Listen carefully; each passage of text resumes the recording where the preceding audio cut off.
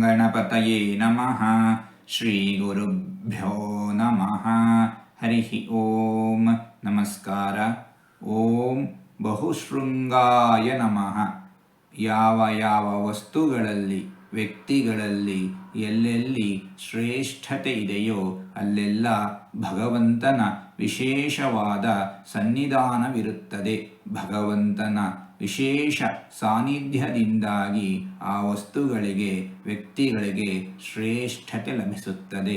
ಉದಾಹರಣೆಗೆ, ಆನೆಗಳಲ್ಲಿ ಐರಾವತ, ದೈತ್ಯರಲ್ಲಿ ಪ್ರಹ್ಲಾದ, ನಾಗಗಳಲ್ಲಿ ಅನಂತ, ಸರ್ಪಗಳಲ್ಲಿ ವಾಸುಕಿ ಇತ್ಯಾದಿ. ಹೀಗೆ ಭಗವಂತ ಎಲ್ಲ ಶ್ರೇಷ್ಠ ವಸ್ತುಗಳಲ್ಲಿ ವಿಶೇಷವಾಗಿ ಸನ್ನಿಹಿತನಾಗಿರುತ್ತಾನೆ. ಇಂತಹ ಭಗವಂತನನ್ನು ಬಹುಶೃಂಗಾಯ ನಮಃ ಎಂಬುದಾಗಿ ವಿದ್ವಾಂಸರು ವರ್ಣಿಸುತ್ತಾ ಇದ್ದಾರೆ.